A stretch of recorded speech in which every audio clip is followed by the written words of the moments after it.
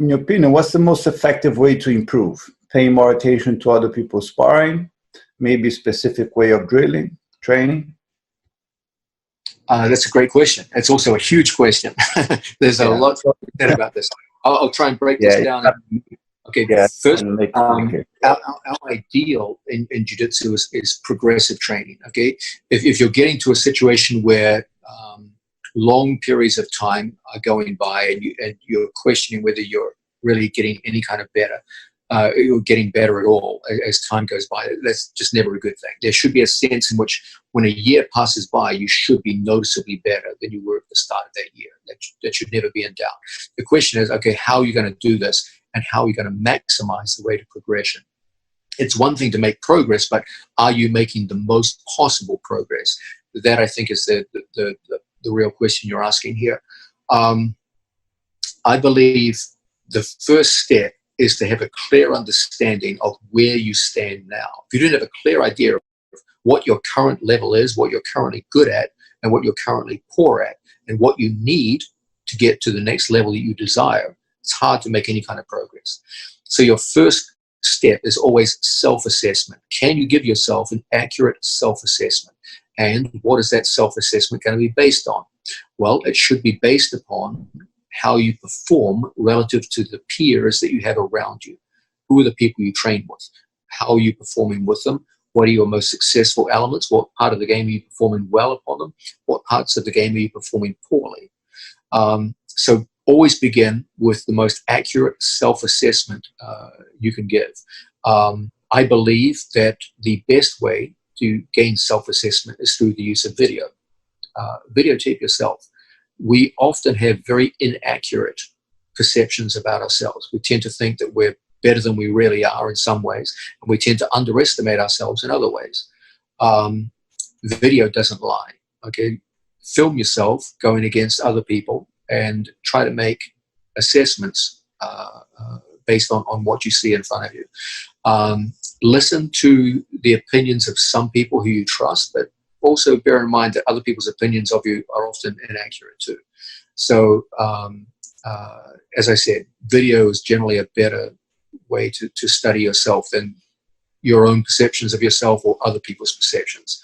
They also provide a very accurate historical reference so that a year from now you can watch yourself rolling under or sparring under similar circumstances, and you can compare the videos and give it a pretty accurate assessment. Are you making progress or not? Once you have that clear sense of assessment, who am I, what am I good at, what am I not good at, what do I need to improve, then you've got to start building a program which is designed to improve your current strengths and radically improve your current weaknesses. The two kinds of progress you always want to be making are refinement of things you're already good at. Okay, you never want to be static at things you're already good at. You always want to refine them, get better. A good example of Hodger Gracie. Hodger was always very, very strong in cross-collar strangles. But between 2003 and 2008, he got radically better at them. He was already good, but he wasn't satisfied with that and kept getting better until by 2008, it was almost an unstoppable technique. The other thing is you've got to identify your weaknesses and do something about that. What I will say is that you guys in this generation of jiu-jitsu have something which my generation of jiu-jitsu had to a very limited degree, and previous generations didn't have at all. You live in an information age. Okay, this is a remarkable time in human history where we have greater access to information than any generation previous to us by a landslide. Okay, you can live in the North Pole, far from anywhere, and at any given moment, you can access information from the best world champions. You can go on Hodger Gracie's website and learn from the greatest jiu-jitsu athlete of his generation. You can be living in the North Pole and watch ADCC live and see the best athletes in the world competing against each other. Everyone has equal access to information. Once you gain that information, you can use that to build training programs. You don't have to be training with the best guys in the world. You just need access to the information and to train with your peers to make remarkable progress over time. Always remember that Gracie, when he moved to England, was training mostly with white belts and blue belts. And yet that was the time he made the most progress in his career, because he had information, he figured things out, he used trial and error methods, he constantly worked with the students. It didn't matter that the students weren't particularly experienced, he was still making incredible progress, more than almost anyone at that time in the world. So I'm a big believer that once you make an accurate self-assessment of who you are, what you're good at, what you're not good at, the information is out there, okay? Then just build a training program based on refining your current strengths and working your way around your current weaknesses. I'm a big believer in positional sparring, so that if you have a current weakness with a certain kind of escape, put yourself in there. Volume of training is the key to success. You got to have knowledge, you got to know what you're doing, and you got to have a high volume of training, exercising that knowledge to turn it into a skill. By focusing on those current weaknesses, you can eventually turn them into strengths. So that we have situations that, as I said earlier in this video, Jiu-Jitsu was the overall performance of leg locks in Jiu-Jitsu 10 years ago was terrible. It was a disaster. And yet now it's one of the strongest aspects of the sport. You will be amazed at what time can do once you make a strong assessment of where you currently stand, an accurate self-diagnosis, usually best done through the use of video, the acquisition of knowledge, and you have a greater ability to make use of that now than any other point in human history. You can go on Hodge's website. There's numerous websites out there. There's instructional videos. You can just watch match footage of the best athletes in the world. There's an incredible opportunity for anyone, regardless of location, to gain information. Then it's a question of taking that information and building it into physical skills. Okay, it's not enough just to have knowledge. You've got to be able to perform, and that will come from a training program, which I believe should be focused primarily around positional sparring. And the drilling of moves until you feel, and initially you have to drill moves with a lack of resistance just to get a basic feeling for the technique.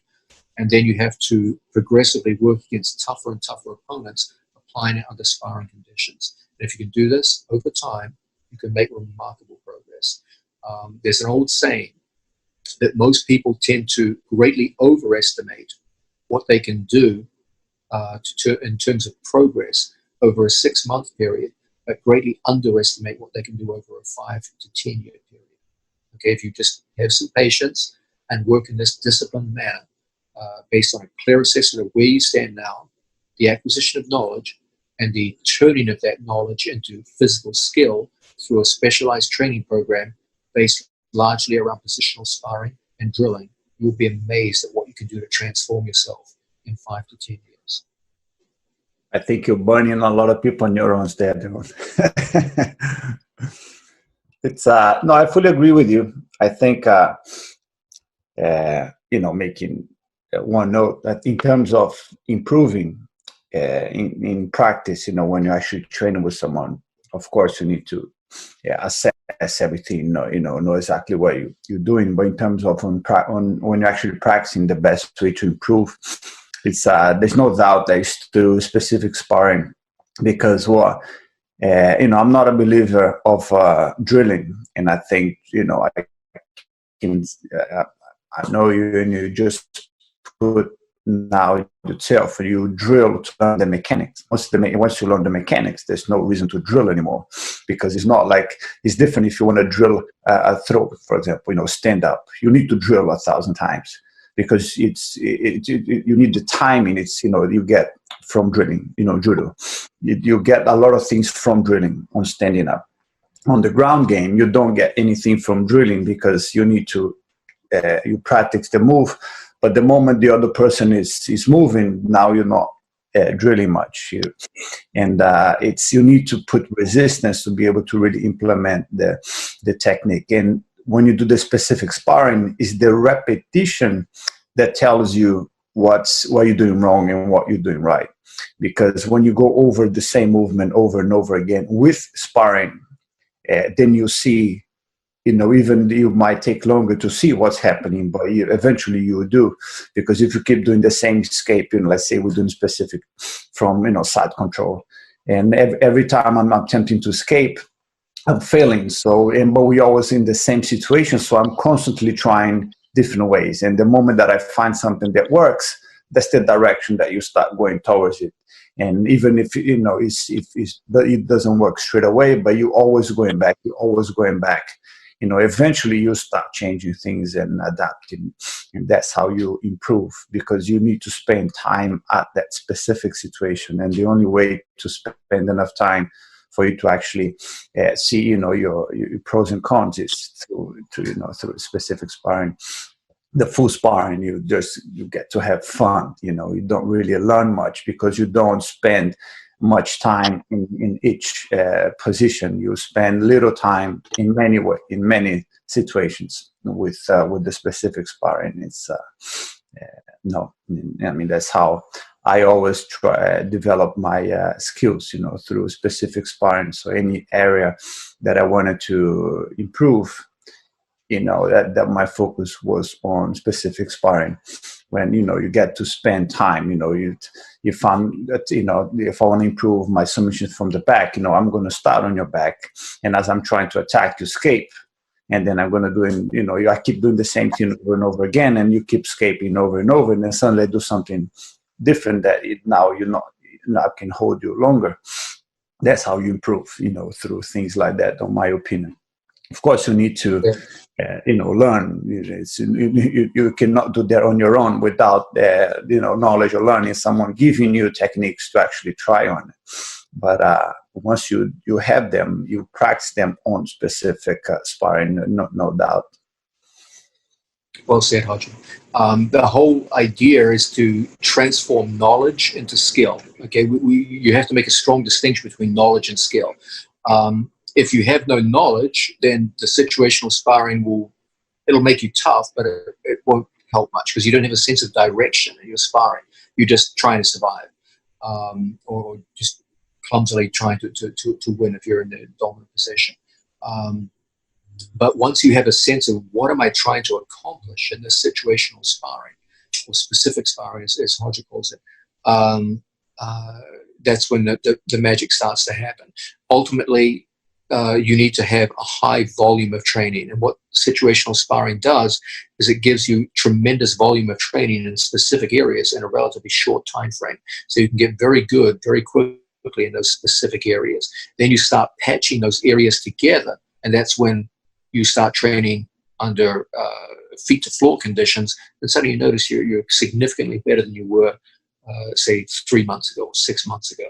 Hey guys, most people study Jiu-Jitsu through instructionals that look clean, but they don't show what actually works under pressure.